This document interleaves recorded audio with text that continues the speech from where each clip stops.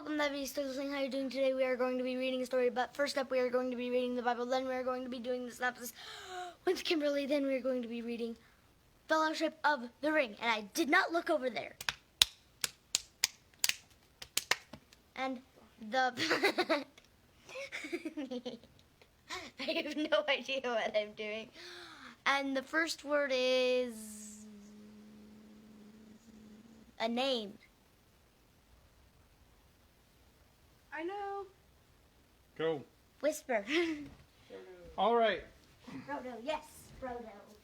So we are on, we are on 1 Samuel chapter 2. This is the English Standard Version of the Bible. We're a little bit late starting, so let me get started. And Hannah prayed and said, "My heart exults in the Lord. My horn is exalted in the Lord. My mouth derides my enemies because I rejoice in your salvation. There is none holy like the Lord, for there is none besides you. There is no rock like our God. Talk no more so very proudly. Let not arrogance come from your mouth. For the Lord is a God of knowledge, and by him actions are weighed. The bows of the mighty are broken, but the feeble bind on strength. Those who were full have hired themselves out for bread, but those who were hungry have ceased to hunger. The barren has borne 7, but she who has many children is forlorn. The Lord kills and brings to life. He brings down to Sheol and raises up. The Lord makes poor and makes rich. He brings low and he exalts. He raises up the poor from the dust. He lifts the needy from the ash heap to make them sit with princes and inherit a seat of honor. For the pillars of the earth are the Lord's, and on them he has set the world. He will guard the feet of his faithful ones, but the wicked shall be cut off in darkness. For not by might shall a man prevail. The adversaries of the Lord shall be broken to pieces. Against them he will thunder in heaven. The Lord will judge the ends of the earth. He will give strength to his king and exalt the horn of his anointed. Then Elkanah went home to Ramah, and the boy was ministering to the Lord in the presence of Eli the priest. Now the sons of Eli were worthless men. They did not know the Lord. The custom of the priests with the people was that when any man offered sacrifice, the priest's servant would come while the meat was boiling with a 3-pronged fork in his hand, and he would thrust it into the pan or kettle or cauldron or pot. All that the fork brought up, the priest would take for himself. This is what they did at Shiloh to all the Israelites who came there.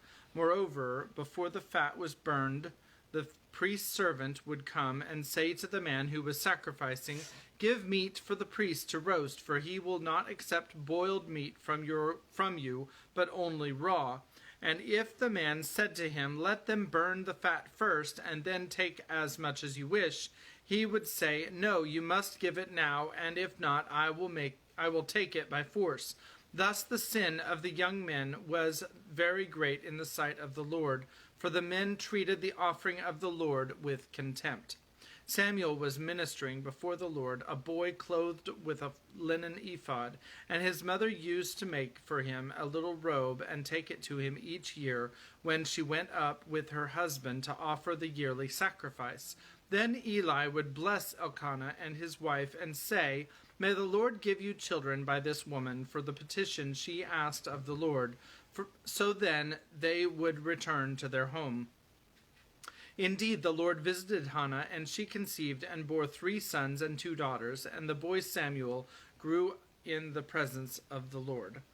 Now Eli was very old, and he kept hearing all that his sons were doing to all Israel, and how they lay with the women who were serving at the entrance to the tent of the meeting. And he said to them, "Why do you do such things? For I hear of your evil dealings from all these people. No, my sons, it is no good report that I hear the people of the Lord spreading abroad. If someone sins against a man, God will mediate for him. But if someone sins against the Lord, who can intercede for him?" But they would not listen to the voice of their father, for it was the will of the Lord to put them to death. Now the boy Samuel continued to grow both in stature and in favor with the Lord, and also with man. And there came a man of God to Eli, and said to him, Thus says the Lord, Did I indeed reveal myself to the house of your father when they were in Egypt, subject to the house of Pharaoh? Did I choose him out of all the tribes of Israel to be my priest, to go up to my altar, to burn incense, to wear an ephod before me? I gave to the house of your father all my offerings by fire from the people of Israel. Why then do you scorn my sacrifices and my offerings that I commanded for my dwelling, and honor your sons above me by fattening yourselves on the choicest parts of every offering of my people Israel? Therefore the Lord, the God of Israel, declares, I promise that your house and the house of your father should go in and out before me forever. But now the Lord declares, Far be it from me, for those who honor me I will honor, and those who despise me shall be lightly esteemed. Behold, the days are coming when I will cut off your strength and the strength of your father's house, so that there will not be an old man in your house. Then in your distress you will look with envious eye on all the prosperity that shall be bestowed on Israel, and there shall not be an old man in your house forever.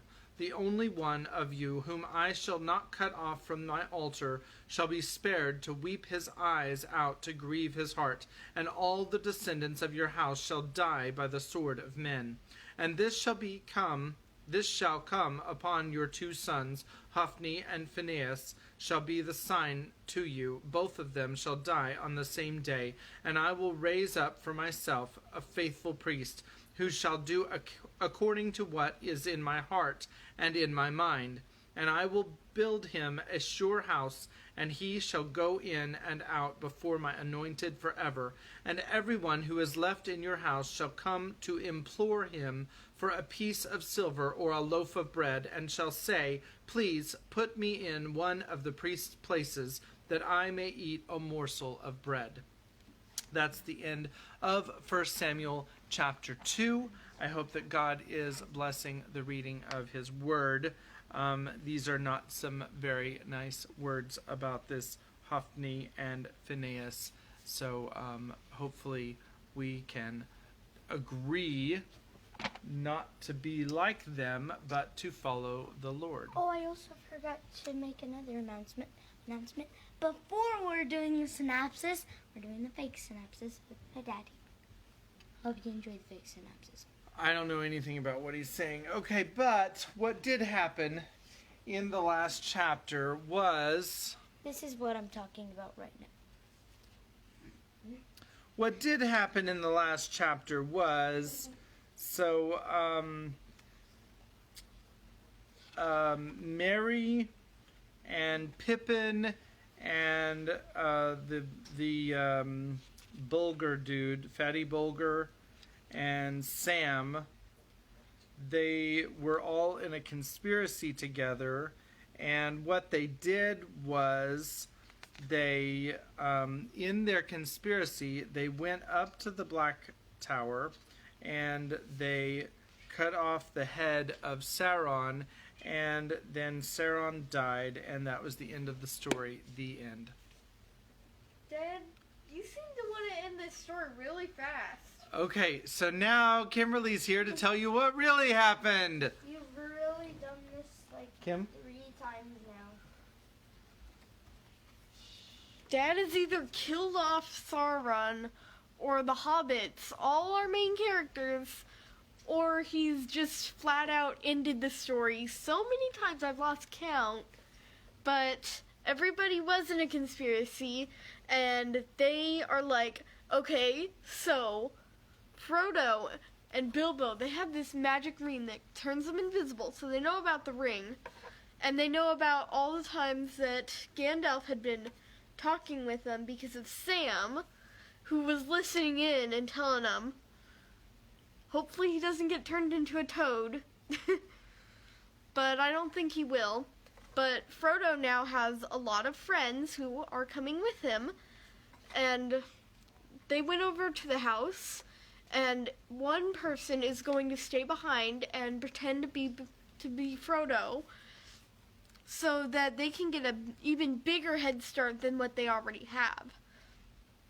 So, and then if Gandalf comes over there, like, wondering where they're off to and everything, he's gonna leave a message. This is safer than leaving a written message, because what if the Black Riders barge into the house and find the message, and then they're like, oh, Frodo is going there. So, that is about all that has happened in the chapter, and I am going to hand it off to Dad. What about the fake reading? All right, so now we're on chapter 6, the Old Forest. And, as JJ said, the first word is a name, and it is Frodo. Frodo woke suddenly. It was still dark in the room. Mary was standing there with a candle in one hand and banging on the door with the other. "All right, what is it?" said Frodo, still shaken and bewildered. "What is it?" cried Mary. "It is time to get up. It is 4:30 and very foggy. Come on, Sam is already getting breakfast ready. Even Pippin is up. I am just going to saddle the ponies and fetch the one that is to be the baggage carrier. Wake that sluggard Fatty. At least he must get up and see us off." So soon after 6 o'clock, the 5 hobbits were ready to start. Fatty Bulger was still yawning. They stole quietly out of the house. Mary went in front, leading a laden pony, and took his way along a path that went through a spinney behind the house, and then cut across several fields. The leaves of trees were glistening, and every twig was dripping. The grass was gray with cold dew. Everything was still, and far away noises seemed near and clear. Fowls chattering in a yard, sometimes closing a door of a distant house. In their shed they found the ponies, sturdy little beasts of the kind loved by hobbits, not speedy but good for a long day's work. They mounted, and soon they were riding off into the mist, which seemed to open reluctantly before them and close forbiddingly behind them. After riding for about an hour, slowly and without talking, they saw the hedge looming suddenly ahead. It was tall and netted over with silver cobwebs. "How are you going to get through this?" asked Fredegar. "Follow me," said Mary, "and you will see." He turned to the left along the hedge, and soon they came to the point where it bends inward, running along the lip of a hollow. A cutting had been made at some distance from the hedge, and went sloping gently down into the ground. It had walls of brick at the sides which rose steadily until suddenly they arched over and formed a tunnel that dived deep under the hedge and came out in the hollow on the other side. Here Fatty Bulger halted. "Goodbye, Frodo," he said. "I wish you were not going into the forest. I only hope you will not need rescuing before the day is out. But good luck to you today and every day.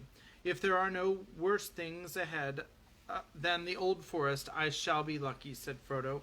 "Tell Gandalf to hurry along the east road. We shall soon be back on it and going as fast as we can." "Goodbye," they cried, and rode down the slope and disappeared from Fredegar's sight into the tunnel. It was dark and damp. At the far end it was closed by a gate of thick-set iron bars. Mary got down and unlocked the gate, and when they had all passed through, he pushed it to again. It shut with a clang, and the lock clicked. The sound was ominous. "There," said Mary, "you have left the Shire and are now outside and on the edge of the old forest." "Are the stories about it true?" asked Pippin. "I don't know what stories you mean," Mary answered. "If you mean the old bogey stories Fatty's nurses used to tell him about goblins and wolves and things of that sort, I should say no. At any rate, I don't believe them, but the forest is queer. Everything in it is very much more alive, more aware of what is going on, so to speak, than things are in the Shire. And the trees do not like strangers. They watch you. They are usually content merely to watch you as long as daylight lasts and don't do much. Occasionally the most unfriendly ones may drop a branch or stick a root out or grasp at you with a long trailer, but at night things can be most alarming, or so I am told. I have only once or twice been in here after dark, and then only near the hedge. I thought all the trees were whispering to each other, passing news and plots along in the unintelligible language, and the branches swayed and groped without any wind. They do say the trees do actually move, and can surround strangers and hem them in. In fact, long ago they attacked the hedge. They came and planted themselves right by it and leaned over it. But the hobbits came and cut down hundreds of trees and made a great bonfire in the forest and burned all the ground in a long strip east of the hedge. After that the trees gave up the attack, but they became very unfriendly. There is still a wide bare space not far inside where the bonfire was made. It is only the trees that are dangerous? Asked Pippin.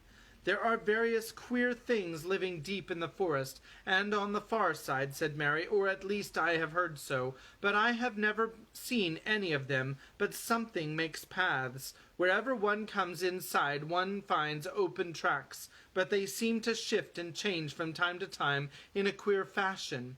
Not far from this tunnel there is, or was, for a long time, the beginning of quite a broad path leading to the bonfire glade, and then on more or less in our direction, east and a little north.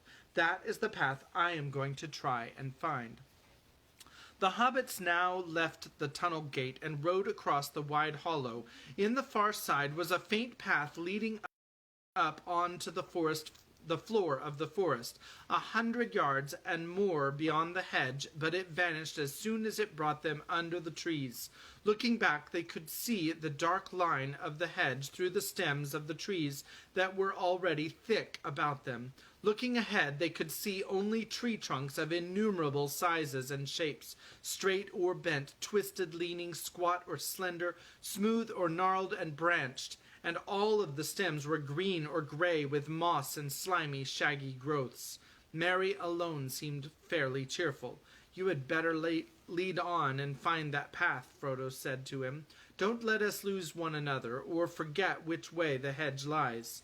They picked a way among the trees, and their ponies plodded along, carefully avoiding the many writhing and interlacing roots. There was no undergrowth. The ground was rising steadily, and as they went forward, it seemed that the trees became taller, darker, and thicker.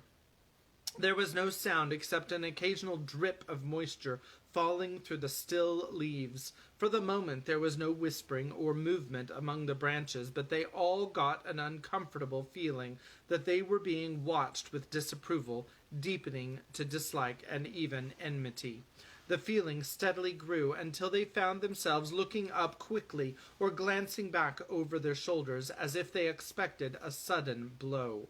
There was not as yet any sign of a path, and the trees seemed constantly to bar their way. Pippin suddenly felt that he could not bear it any longer, and without warning let out a shout. "Oi, oi!" he cried. "I am not going to do anything. Just let me pass through, will you?" The others halted, startled, but the cry fell as if muffled by a heavy curtain. There was no echo or answer through the wood, though the wood seemed to become more crowded and more watchful than ever. "I would not shout if I were you," said Mary. "It does more harm than good." Frodo began to wonder if it were possible to find a way through, and if he had been right to make the others come into the abominable wood. Mary was looking from side to side, and seemed already uncertain which way to go. Pippin noticed it. "It has not taken you long to lose us," he said, but at that moment Mary gave a whistle of relief and pointed ahead. "Well, well," he said, "these trees do shift. There is the bonfire glade in front of us, or I hope so, but the path to it seems to have moved away." The light grew clearer as they went forward. Suddenly they came out of the trees and found themselves in a wide circular space. There was sky above them, blue and clear to their surprise, for down under the forest roof they had not been able to see the rising morning and the lifting of the mist. The sun was not, however, high enough yet to shine down into the clearing, though its light was on the treetops. The leaves were all thicker and greener about the edges of the glade, enclosing it with an almost solid wall. No tree grew there, only rough grass and many tall plants, stalky and faded hemlocks and wood parsley, fireweed seeding into fluffy ashes, and rampart nettles and thistles. A dreary place, but it seemed a charming and cheerful garden after the close forest. The hobbits felt encouraged and looked up hopefully at the broadening daylight in the sky.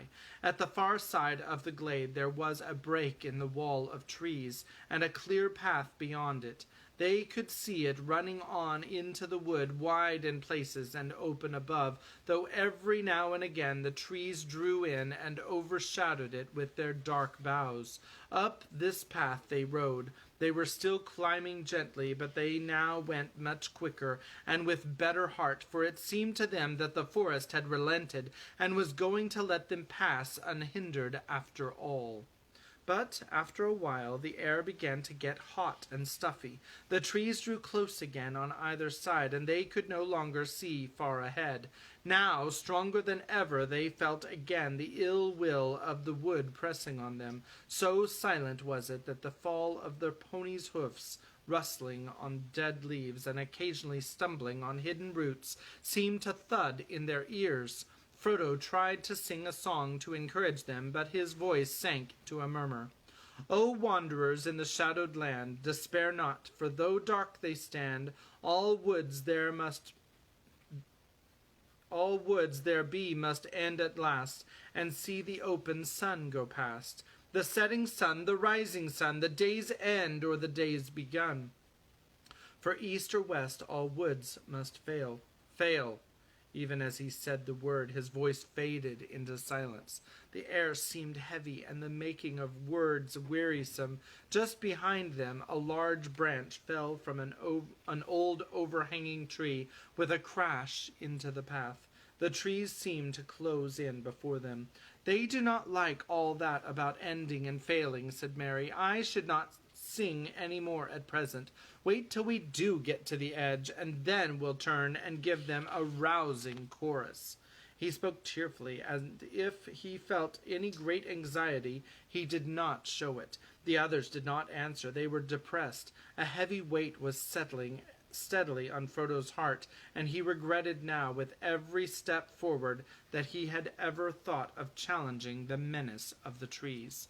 He was indeed just about to stop and propose going back, if that was still possible, when things took a new turn. The path stopped climbing and became for a while nearly level. The dark trees drew aside, and ahead they could see the path going almost straight forward.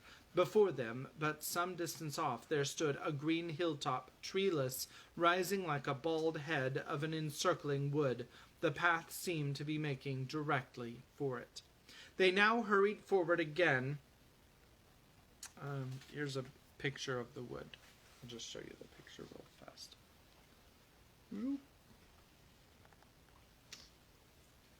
Hello, is that Jessica? Hi, Jessica. They now hurried forward again, delighted with the thought of climbing out for a while above the roof of the forest. The path dipped and then again began to climb upward, leading them at last to the foot of the steep hillside. There it left the trees and faded into the turf. The wood stood all around the hill like thick hair that ended sharply in a circle around the shaven crown. The hobbits led their ponies up, winding round and round until they reached the top. There they stood and gazed about them. The air was gleaming and sunlit, but hazy, and they could not see to any great distance. Near at hand the mist was now almost gone, though here and there it lay in hollows of the wood, and to the south of them, out of a deep fold cutting right across the forest, the fog still rose like steam or wisps of white smoke. That, said Merry, pointing with his hand, That is the line of the Withywindle. It comes down out of the downs and flows southwest through the midst of the forest to join the Brandywine below Haysend. We don't want to go that way. The Withywindle Valley is said to be the queerest part of the whole wood, the center from which all the queerness comes, as it were. The others looked in the direction that Mary pointed out, but they could see little but mists over the damp and deep-cut valley, and beyond it the southern half of the forest faded from view. The sun on a hilltop was now growing hot. It must have been about 11 o'clock, but the autumn haze still prevented them from seeing much in the other directions. In the west, they could not make out either the line of the hedge or the valley of the Brandywine beyond it. Northward, where they looked most hopefully, they could see nothing that might be the line of the great east road for which they were making. They were on an island in a sea of trees, and the horizon was veiled. On the southeastern side of the ground fell very sharply, as if the slopes of the hill were continued far down under the trees, like island shores that really are the sides of a mountain rising out of deep waters. They sat on the green edge and looked out over the woods below them while they ate their midday meal. As the sun rose and past noon, they glimpsed far off in the east the gray-green lines of the downs that lay beyond the old forest on that side. That cheered them greatly, for it was good to see the sight of anything beyond the wood's borders, though they did not mean to go that way if they could help it. The Barrow Downs had a sinister reputation in the Hobbit legend as the forest itself. At length they made up their minds to go on again. The path that had brought them to the hill reappeared on the northward side, but they had not followed it far before they became aware that it was bending steadily to the right. Soon it began to descend rapidly, and they guessed that it must actually be heading toward the Withywindle Valley, not at all the direction they wished to take. After some discussion, they decided to leave this misleading path and strike northward, for although they had not been able to see it from the hilltop, the road must lie that way, and it could not be many miles off. Also northward and to the left of the path, the land seemed to be drier and more open, climbing up to slopes where the trees were thinner, and pines and firs replaced the oaks and ashes and other strange and nameless trees of the denser wood. At first their choice seemed to be good. They got along at a fair speed, though whenever they got a glimpse of the sun in an open glade, they seemed unaccountably to have veered eastward.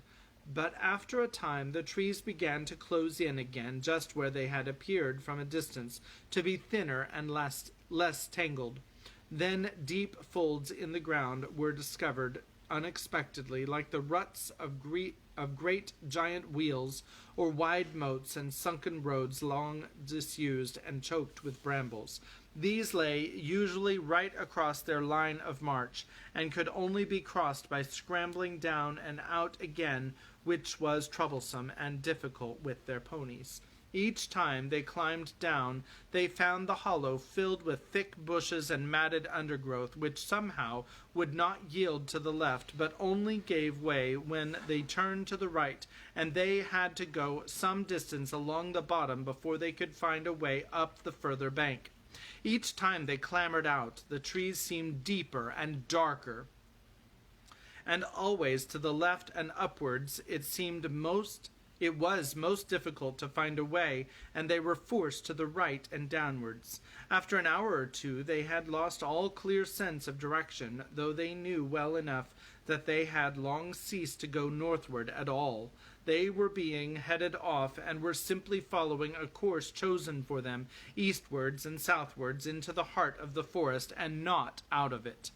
The afternoon was wearing away when they scrambled and stumbled into a fold that was wider and deeper than any they had yet met. It was so steep and overhung that it proved impossible to climb out of it again, either forward or backward, without leaving their ponies and their baggage behind.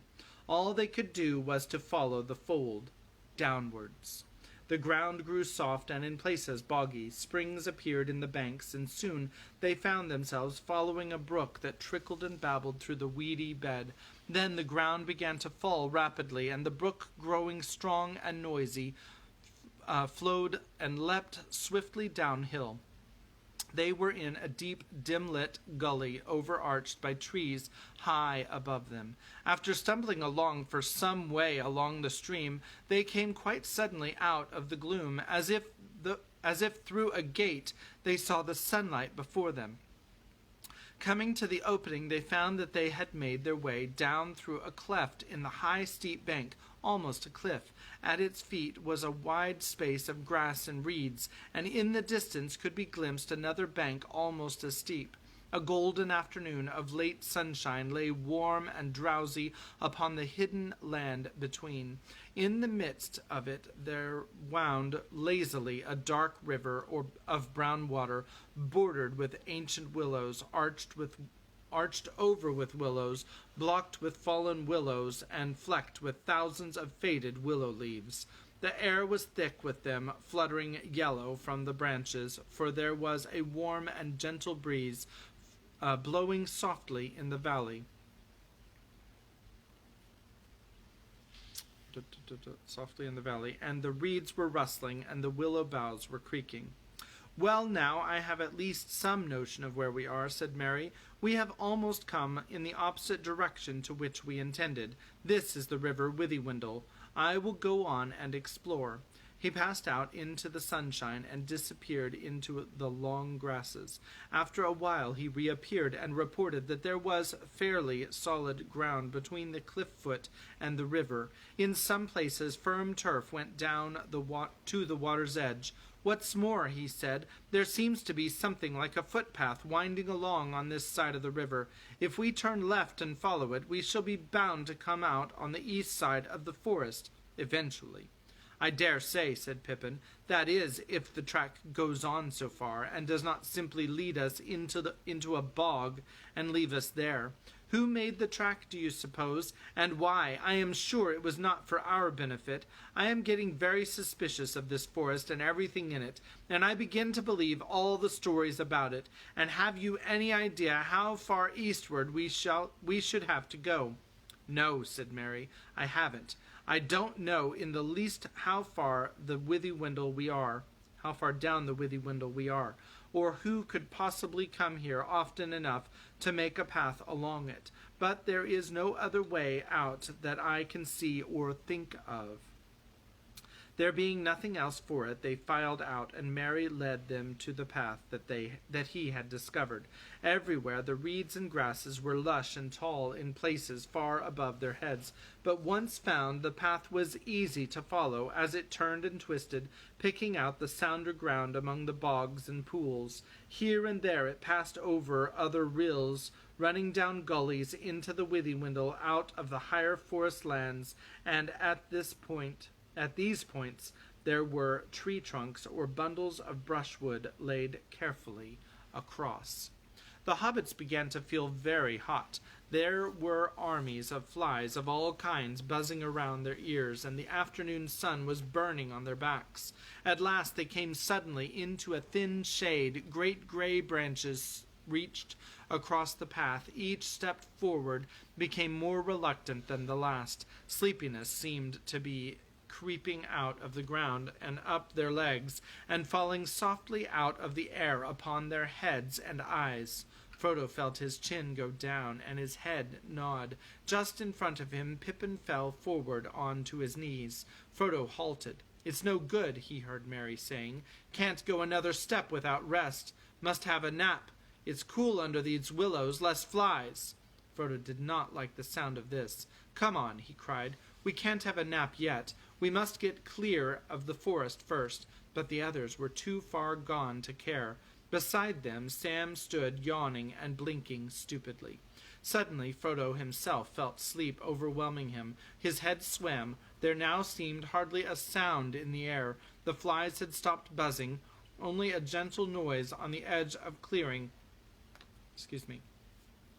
only a gentle noise on the edge of clearing, a soft fluttering as of a song half-whispered, seemed to stir in the boughs above. He lifted his heavy eyes and saw, leaning over him, a huge willow tree, old and hoary. Enormous it looked, its sprawling branches going up like reaching arms with many long-fingered hands, its knotted and twisted trunk gaping in wide fissures that creaked faintly as the boughs moved. The leaves fluttering against the bright sky dazzled him, and he toppled over, lying where he fell upon the grass. Mary and Pippin dragged themselves forward and lay down with their backs to the willow trunk. Behind them, the great cracks gaped wide to receive them as the tree swayed and creaked. They looked up at the gray and yellow leaves moving softly against the light and singing. They shut their eyes, and then it seemed that they could almost hear words, cool words, saying something about water and sleep. They gave themselves up to the spell and fell fast asleep at the foot of the great gray willow. Frodo lay for a while, fighting with the sleep that was overpowering him. Then, with an effort, he struggled to his feet again. He felt a compelling desire for cool water. "Wait for me, Sam," he stammered. "Must bathe feet a minute." Half in a dream, he wandered forward to the riverward side of the tree, where great winding roots grew out into the stream like gnarled dragonets straining down to drink. He straddled one of these and paddled his hot feet in the cool brown water, and there he too suddenly fell asleep with his back against the tree. Sam sat down and scratched his head and yawned like a cavern. He was worried. The afternoon was getting late, and he thought this sudden sleepiness uncanny. There's more behind this than sun and warm air, he muttered to himself. I don't like this great big tree. I don't trust it. Hark at it singing about sleep now. This won't do at all. He pulled himself to his feet and staggered off to see what had become of the ponies. He found that two had wandered on a good way along the path, and he had just caught them and brought them back toward the others when he heard two noises, one loud and the other soft but very clear. One was the splash of something heavy falling into the water. The other was a noise like a snick of a lock when the door quietly closes fast. He rushed back to the bank. Frodo was in the water close to the edge, and a great tree root seemed to be over him, holding him down, but he was not struggling. Sam gripped him by the jacket and dragged him from under the root, and then with difficulty hauled him on to the bank. Almost at once he woke and coughed and spluttered. "Do you know, Sam," he said at length, "the beastly tree threw me in. I felt it. The big root just twisted round and tipped me in." "You were dreaming, I expect, Mr. Frodo," said Sam. "You shouldn't sit in such a place if you feel sleepy." "What about the others?" Frodo asked. "I wonder what sort of dreams they are having." They went round to the other side of the tree, and then Sam understood the click that he had heard. Pippin had vanished. The crack by which he had laid himself had closed together so that not a chink could be seen. Mary was trapped. Another crack had closed about his waist. His legs lay outside, but the rest of him was inside a dark opening, the edges of which gripped like a pair of pincers. Frodo and Sam beat first upon the tree trunk where Pippin had lain. They then struggled frantically to pull open the jaws of the crack that held poor Mary. It was quite useless. "What a foul thing to happen!" cried Frodo wildly. "Why did we ever come into this dreadful forest? I wish we were all back at Quick Hollow." He kicked the tree with all his strength, heedless of his own feet. A hardly perceptible shiver ran through the stem and up into the branches. The leaves rustled and whispered, but with a sound now of faint and far-off laughter. "I suppose we haven't got an axe among our luggage, Mr. Frodo," said Sam. "I brought a little hatchet for chopping firewood," said Frodo. "That wouldn't be much use." "Wait a minute," cried Sam, struck by an idea suggested by firewood. "We might do something with fire." "We might," said Frodo doubtfully. "We might succeed in roasting Pippin alive inside." "We might try to hurt or frighten this tree to begin with," said Sam fiercely. "If it don't let them go, I'll have it down. If I have to gnaw it." He ran to the ponies, and before long came back with 2 tinder boxes and a hatchet. Quickly they gathered dry grass and leaves and bits of bark and made a pile of broken twigs and chopped sticks. These they heaped against the trunk on the far side of the tree from the prisoners. As soon as Sam had struck a spark into the tinder, it kindled the dry grass, and a flurry of flame and smoke went up. The twigs crackled. Little fingers of fire licked against the dry, scorched rind of the ancient tree and scorched it. A tremor ran through the whole willow. The leaves seemed to hiss above their heads with a sound of pain and anger. A loud scream came from Merry, and from far inside the tree they heard Pippin give a muffled yell. Put it out! Put it out!" cried Merry. "He'll squeeze me in too if you don't. He says so." "Who? What?" shouted Frodo, rushing round to the other side of the tree. "Put it out! Put it out!" begged Merry. The branches of the willow began to sway violently. There was a sound as of a wind rising and spreading outward to the branches of all the other trees round about, as though they had dropped a stone into the quiet slumber of a river valley and set up ripples of anger that ran out over the whole forest. Sam kicked at the little fire and stamped out the sparks, but Frodo, without any clear idea of what he did do or what he hoped for, ran along the path crying, "Help! Help! Help!" It seemed to him that he could hardly hear the sound of his own shrill voice. It was blown away from him by the willow wind and drowned in a clamor of leaves as soon as the words left his mouth. He felt desperate, lost, and witless. Suddenly he stopped. There was an answer, or so he thought, but it seemed to come from behind him, away down the path further back in the forest. He turned round and listened, and soon there could be no doubt. Someone was singing a song. A deep, glad voice was singing carelessly and happily, but it was singing nonsense. "Hey, dole, merry dole, ring-a-dong, dillo, ring-a-dong, hop-along, fall-all the willow.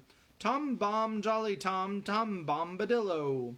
Half hopeful and half afraid of some new danger, Frodo and Sam now both stood still. Suddenly, out of a long string of nonsense words, or so they seemed, the voice rose up loud and clear and burst into this song. "Hey, come, merry doll, dairy doll, my darling. Light goes the weather wind and feathered starling. Down along under hill, shining in the sunlight, waiting on the doorstep for the cold starlight. There my pretty lady is, river woman's daughter, slender as the willow wand, clearer than the water. Old Tom Bombadil, water lilies bringing, comes hopping home again, can you hear him singing? Hey, come, merry dole, dairy dole, a merry-o, goldberry, goldberry, merry yellow berry-o. Poor old willow man, you tuck your roots away. Tom's in a hurry now, evening will follow day. Tom's going home again, water lilies bringing. Hey, come, dairy dole, can you hear me singing?" Frodo and Sam stood as if enchanted. The wind puffed out, the leaves hung silently across on stiff branches.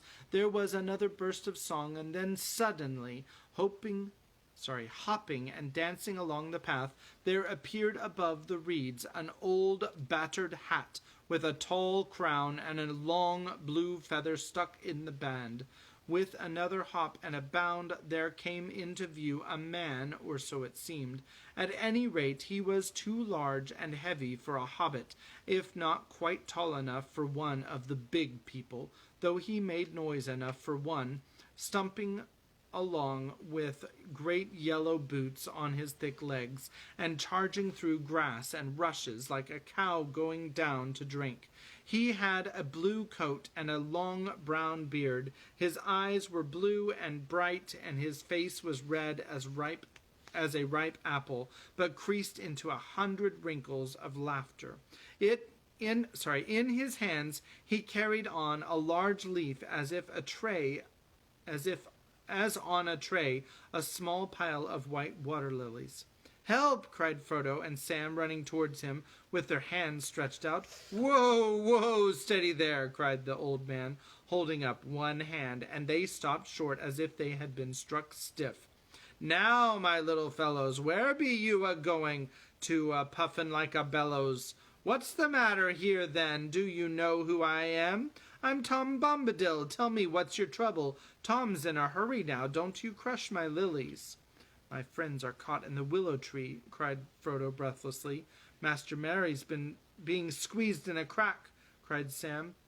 "What?" shouted Tom Bombadil, leaping up in the air. "Old Man Willow? Not worse than that, eh? That can soon be mended. I know the tune for him. Old Grey Willow Man, I'll freeze his marrow cold. If he don't behave himself, I'll sing his roots off. I'll sing a wind up and blow leaf and branch away. Old Man Willow!" Setting down his lilies carefully on the grass, he ran to the tree. There he saw Mary's feet still sticking out. The rest had already been drawn further inside. Tom put his mouth to the crack and began singing into it in a low voice. They could not catch the words, but evidently Mary was aroused. His legs began to kick. Tom sprang away, and breaking off a hanging branch, smote the side of the willow with it. "You let them out again, Old Man Willow," he said. "What be you a-thinking of? You should not be wakin'. Eat earth, dig deep, drink water, go to sleep. Bombadil's talkin'." He then seized Mary's feet and drew him out of the suddenly widening crack. There was a tearing creak, and the other crack split open, and out of it Pippin sprang as if he had been kicked. Then, with a loud snap, both cracks closed fast again. A shudder ran through the tree from root to tip, and complete silence fell. "Thank you," said the hobbits, one after the other. Tom Bombadil burst out laughing. "Well, my little fellas," said he, stooping so that he peered into their faces, "you shall come home with me. The table is all laden with yellow cream, honeycomb, and white bread and butter. Goldberry is waiting, time enough for questions around the supper table. You've followed me after as quick as you are able." With that he picked up his lilies, and then with a beckoning wave of his hand went hopping and dancing along the path eastward, still singing loudly and nonsensically. Too surprised and too relieved to talk, the hobbits followed after him as fast as they could, but that was not fast enough. Tom soon disappeared in front of them, and the noise of his singing got fainter and further away. Suddenly his voice came floating back to them in a loud halloo. "Hop along, my little friends, up the Withywindle. Tom's going on ahead, candles for to kindle. Down west sinks the sun, soon you will be grouping. When the night shadows fall, then the door will open." Groping open. "Out of the window panes light will twinkle yellow. Fear no alder black, heed no hoary willow. Fear neither root nor bough, Tom goes on before you. Hey now, merry doll, we'll be waiting for you." After that the hobbits heard no more. Almost at once the sun seemed to sink into the trees behind them. They thought of the slanting light of evening glittering on the Brandywine River, and the windows of Bucklebury beginning to gleam with hundreds of lights. Great shadows fell across them. Trunks and branches of trees hung dark and threatening over the path. White mists began to rise and curl on the surface of the river, and stray about the roots of the trees upon the borders. Out of the very ground at their feet a shadowy steam arose and mingled with the swiftly falling dusk. It became difficult to follow the path, and they were very tired. Their legs seemed leaden. Strange furtive noises ran among the bushes and reeds on either side of them, and if they looked up to the pale sky, they caught sight of queer, gnarled, and knobbly faces that gloomed dark against the twilight and leered down at them from the high bank and the edges of the wood. They began to feel that all this country was unreal and that they were stumbling through an ominous dream that led to no awakening. Just as they felt their feet slowing down to a standstill, they noticed that the ground was gently rising. The water began to murmur. In the darkness, they caught the white glimmer of foam where the river flowed over a short fall. Then suddenly the trees came to an end and the mists were left behind. They stepped out from the forest and found a wide sweep of grass swelling up before them. The river, now small and swift, was leaping merrily down to meet them, glinting here and there in the light of the stars which were already shining in the sky. The grass under their feet was smooth and short, as if it had been mown or shaven. The eaves of the forest behind were clipped and trim as a hedge. The path was now plain before them, well tended and bordered with stone. It wound up on to the top of a grassy knoll, now gray under the pale starry night, and there, still high above them on a further slope, they saw the twinkling lights of a house. Down again the path went, and then up again, up a long, smooth hillside of turf toward the light. Suddenly, a wide yellow beam flowed out brightly from the door that was opened. There was Tom Bombadil's house before them, up, down, under hill. Behind it, a steep shoulder of the land lay gray and bare, and beyond that the dark shapes of the Barrow Downs stalked away into the eastern night. They all hurried forward, hobbits and ponies. Already half their weariness and all their fears had fallen from them.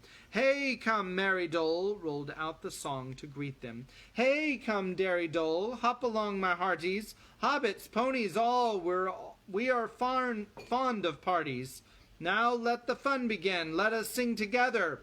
Then another clear voice, as young and as ancient as spring, like the song of a glad water flowing down into the night and from a bright morning in the hills, came falling like silver to meet them. "Now let the song begin. Let us sing together of sun, stars, moon and mist, rain and cloudy weather. Light on the budding leaf, dew on the feather, wind on the open hill, bells on the heather. Reeds by the shady pool, lilies on the water, old Tom Bombadil and the river daughter." And with that song the hobbit stood upon the threshold, and the golden light was all about them. And that's the end of chapter 6. And the next chapter is chapter 7, called In the House of Tom Bombadil. And the first word is "the." And I hope that you are enjoying the story. Tom Bombadil, one of the most famous forgotten characters of the story, The Lord of the Rings. I hope that you enjoy his chapter tomorrow. And God bless you. I hope you have a great night, and we will see you then. Good night.